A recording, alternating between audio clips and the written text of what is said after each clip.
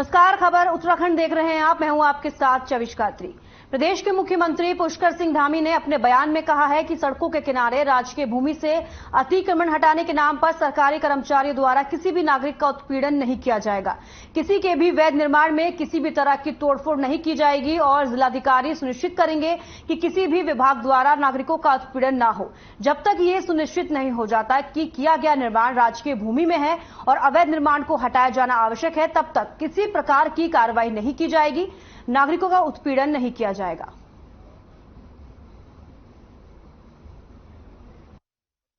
मैं समस्त राज्यवासियों को आश्वस्त करना चाहूंगा कि सड़क के किनारे राजकीय भूमि में अतिक्रमण हटाने के नाम पर सरकारी मशीनरी द्वारा किसी भी प्रकार से नागरिकों का उत्पीड़न नहीं किया जाएगा।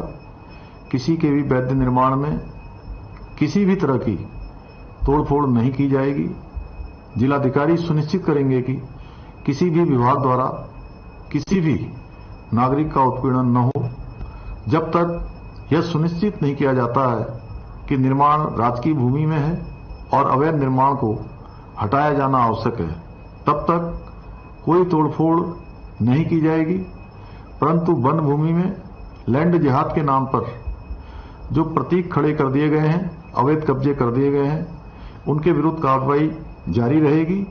लेकिन सामान्य स्थितियों में मैं फिर से सभी राज्यवासियों को आश्वस्त करना चाहता हूं कि अतिक्रमण के नाम पर किसी भी प्रकार का उत्पीड़न नहीं। विधानसभा के दूसरे दिन विपक्षी विधायकों ने सत्र की कार्यवाही को सीमित करने की मांग को लेकर विधानसभा परिसर में प्रदेश सरकार के खिलाफ जमकर नारेबाजी की। वहीं दूसरी ओर मुख्यमंत्री पुष्कर सिंह धामी ने सत्र की कार्यवाही को लेकर कहा कि माननीय सदस्यों, जो भी प्रश्न पूछे जा रहे हैं उसके उत्तर दिए जा रहे हैं। उन्होंने विपक्ष द्वारा लगातार उठाए जा रहे अतिक्रमण के मामले को लेकर कहा कि सरकार द्वारा अतिक्रमण के खिलाफ कार्यवाही की जा रही है और माननीय उच्च न्यायालय के दिशा निर्देशों का पालन किया जा रहा है। पूरा देखिए, ऐसा है कि लगातार अभी प्रश्नकाल चला है और जितने भी पक्ष विपक्ष माननीय सदस्यों ने जो भी प्रश्न वहां पर पूछे हैं, सभी प्रश्नों का जवाब दिया जा रहा है और सरकार त्वरित रूप से काम कर रही है।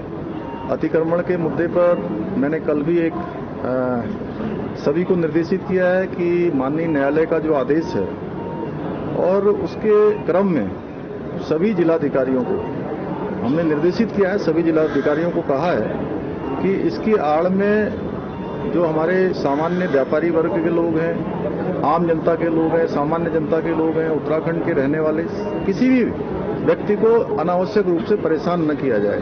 अलबत्ता ये जरूर हमने कहा है कि सरकार ने जो अतिक्रमण का अभियान चलाया था, वो जो है जंगलों के अंदर जो ऐसे प्रतीक स्थल खड़े कर दिए गए थे जिनके नीचे कोई अवशेष प्राप्त नहीं हुए हैं, वो हमारा अभियान है कि फॉरेस्ट लैंड पर ऐसे जितने भी अतिक्रमण है उनको खाली करवाएंगे। लेकिन साथ साथ मैं यह भी आश्वस्त करता हूं सभी को कि इसकी आड़ में किसी को भी अनावश्यक रूप से परेशान नहीं किया जाएगा, जब तक कि यह सुनिश्चित न हो जाए कि यह निर्माण पूरी तरह से अवैध है। उसको ठीक प्रकार से जिलाधिकारी सुनिश्चित करेंगे, हर प्रकार से उसकी जांच करेंगे और जांच करने के बाद तभी उस पर जो है जब एक ठोस उसके आकलन जुड़ जाएंगे, सारी चीजें आ जाएंगी, तब जाकर उस पर जो है कोई कार्रवाई।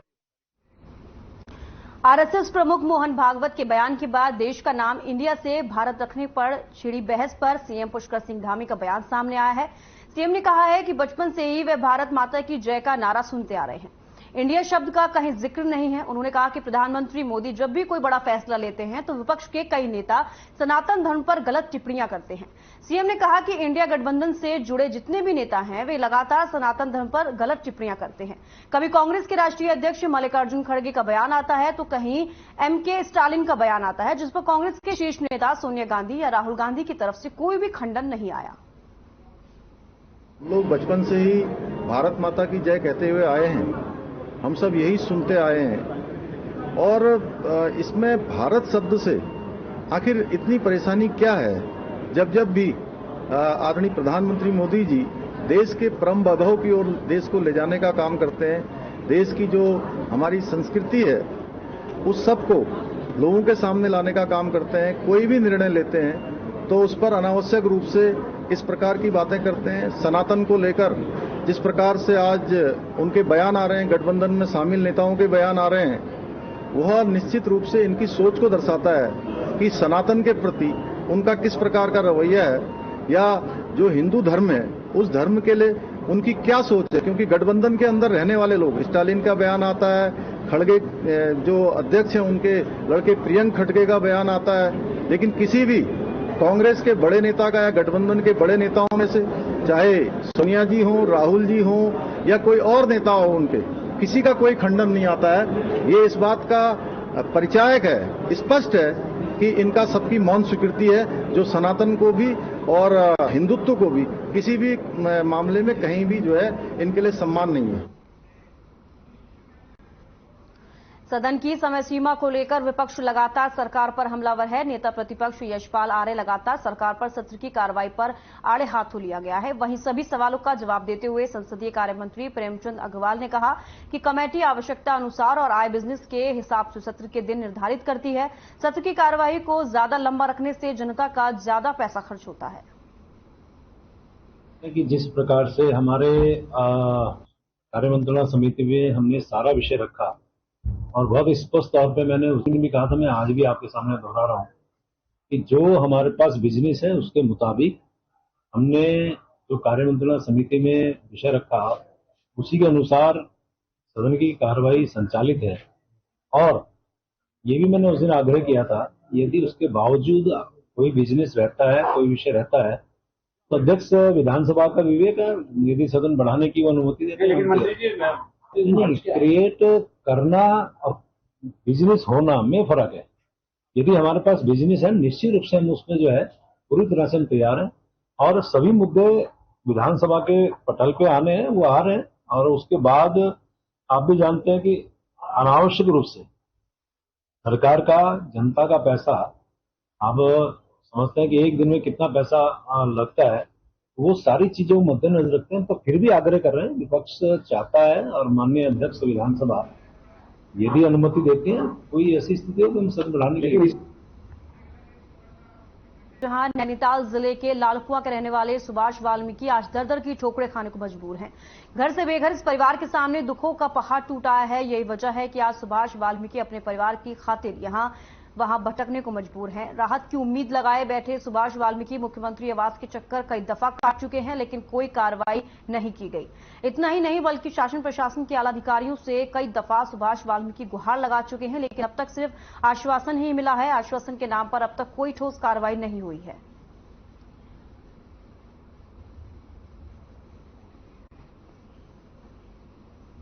मेरे साथ परेशानी ये है कि मेरे बच्चे को आज दिन तक कोई आवास नहीं दिया गया है।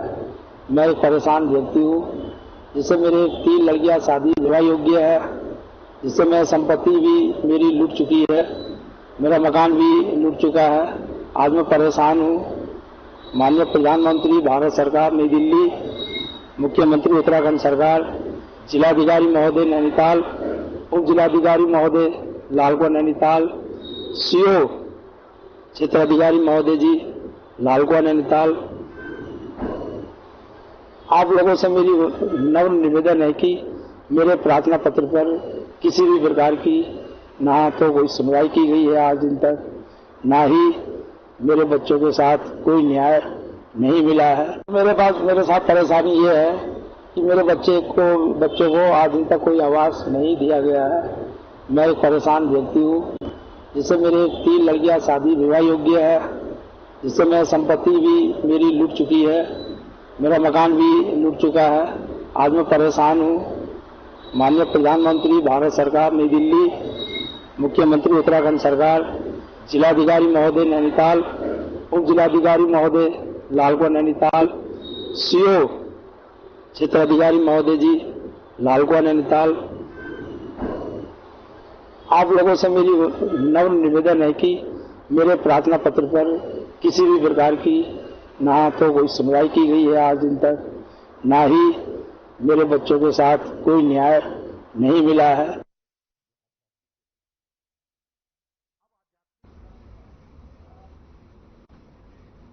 विधानसभा के मानसून सत्र का आज दूसरा दिन है। सत्र के दूसरे दिन हंगामा होने के काफी आसार हैं। सत्ता पक्ष को सदन के अंदर और बाहर आपदा, अतिक्रमण, लोकायुक्त समेत कई अन्य मुद्दों पर विपक्ष के तीखे तेवरों का सामना करना पड़ सकता है।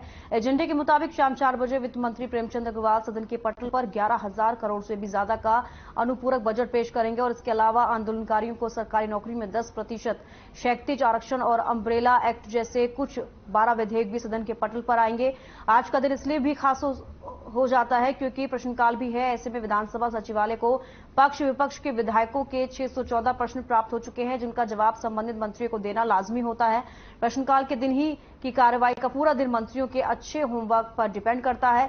जाहिर है तमाम विधायकों के सवालों के संतोषजनक जवाब आएंगे तो सदन शांतिपूर्वक ढंग से चलेगा, वरना हमेशा की तरह हंगामा होना तय है। हालांकि पहले दिन निधन पर शोक के चलते प्रश्नकाल नहीं चल पाया है।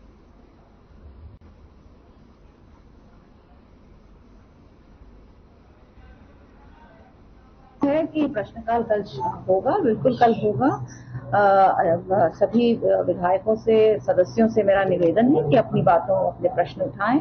सप्लीमेंट्री भी हम लोग उठाने देते हैं, तो सप्लीमेंट्री भी जो सदस्यगण हैं वो उठा सकते हैं। माननीय मंत्री लोग सारे उसका जवाब देंगे तो प्रश्नकाल अच्छे से चले, शांतिपूर्वक चले, सुचारू रूप से चले, ऐसी मैं आशा करती हूँ। उसके बाद जिस भी नियम के तहत जो विपक्ष हैं वो अपनी बात रखते हैं, नियम 300 के तहत पूरा सदन अपनी बात को लिख कर देता है, तो इस तरह की प्रक्रिया है वो करें।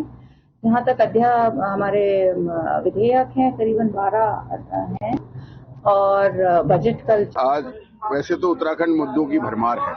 जिस प्रकार से भारतीय जनता पार्टी की सरकार सदन की समय सीमा कम कर मुद्दों को दबाना चाहती है, सरकार सच्चाई से भागना चाहती है। हमने कल भी एक नारा दिया था, भाजपा सरकार उत्तराखंड की आवाज मत दबाओ, सत्र की सीमा बढ़ाओ, सत्र का समय बढ़ाओ। हम ये कहना चाहते हैं, आज जो अतिक्रमण का बुलडोजर बिना नोटिस, बिना कुछ जाने सरकार अधिकारियों कर्मचारियों के संरक्षण के लिए कोर्ट को हमने जवाब देना करके निकल पड़ी है बुलडोजर लेके। वर्षों से, पीढ़ियों से लोगों को बैठे हुए जो घरों, आशियानों को रोजगार के जो हमारे दुकानें उनको तोड़ने का काम कर रही है, उस पर बात कर। हल्द्वानी विजिलेंस की टीम ने नैनीताल में बड़ी कार्रवाई करते हुए जीएसटी कार्यालय में तैनात बाबू को रिश्वत लेते हुए रंगे हाथ गिरफ्तार किया है। जीएसटी रजिस्ट्रेशन के नाम पर बाबू दीपक मेहता 3,000 की रिश्वत मांग रहा था। इसके अलावा एक राज्य कर अधिकारी उमेद सिंह के गिरफ्तार होने की भी जानकारी सामने आई है। फिलहाल बड़ा मामला होने के चलते विजिलेंस टीम पूरे मामले की जांच में जुटी हुई है। एसपी विजिलेंस प्रहलाद मीणा के निर्देश पर यह कार्रवाई की गई। शिकायतकर्ता ने जो विजिलेंस का 1064 ऐप है उसमें और हमारे हल्द्वानी कार्यालय में शिकायत दर्ज कराई थी कि जीएसटी रजिस्ट्रेशन के नाम पर जो जीएसटी के अधिकारी और कर्मचारी हैं उनके द्वारा उनसे रिश्वत की मांग की जा रही है। विजिलेंस की टीम ने इसकी जांच की और जांच में पाया गया कि हाँ, इनका काम रोका हुआ है और इनसे रिश्वत की मांग की गई है। इसी जांच को आगे बढ़ाते हुए आज हमारी टीम ने, जो विजिलेंस की टीम थी उसके द्वारा राज्य कर विभाग के कर्मचारी दीपक को रंगे हाथों गिरफ्तार किया गया 3,000 की रिश्वत के साथ ही, और साथ ही इनके जो सम्मिलित अधिकारी हैं उनके संदर्भ में भी जांच कर रहे हैं, उनके खिलाफ भी साक्ष्य पाए गए हैं, उनकी भी गिरफ्तारी जल्दी की जाएगी। हल्द्वानी में विजिलेंस की टीम ने नैनीताल में बड़ी कार्रवाई करते हुए जीएसटी कार्यालय में तैनात बाबू को रिश्वत लेते हुए रंगे हाथ गिरफ्तार किया। वहीं जीएसटी रजिस्ट्रेशन के नाम पर बाबू दीपक मेहता 3,000 की रिश्वत मांग रहा था। इसके अलावा एक राज्य कर अधिकारी उमेद सिंह के गिरफ्तार होने की भी जानकारी सामने आई है। फिलहाल बड़ा मामला होने के चलते विजिलेंस टीम पूरे मामले की जांच में जुटी हुई है। एसपी विजिलेंस प्रहलाद मीणा के निर्देश पर यह कार्रवाई की गई। प्रहलाद मीणा ने बताया कि भ्रष्टाचार के खिलाफ जारी किए गए 1064 नंबर पर यह शिकायत की गई थी कि जीएसटी रजिस्ट्रेशन के नाम पर राज्य कर विभाग के बाबू दीपक मेहता और के द्वारा रिश्वत मांगी जा रही है।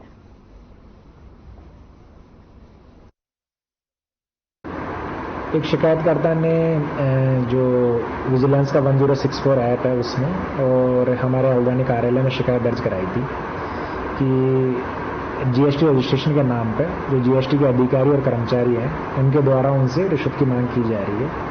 विजिलेंस की टीम ने इसकी जांच की और जांच में पाया गया कि हाँ, इनका काम रोका हुआ है और इनसे रिश्वत की मांग की गई है। इसी जांच को आगे बढ़ाते हुए आज हमारी टीम ने, जो विजिलेंस की टीम थी, उसके द्वारा राज्य कर विभाग के कर्मचारी दीपक को रंगे हाथों गिरफ्तार किया गया 3000 रुपये के साथ ही, और साथ ही इनके जो सम्मिलित अधिकारी हैं उनके संदर्भ में भी जांच कर रहे हैं, उनके खिलाफ भी साक्ष्य पाए गए हैं, उनकी भी गिरफ्तारी जल्दी की जाएगी। खबर उत्तराखंड में फिलहाल इतना ही। दीजिए इजाजत, नमस्कार।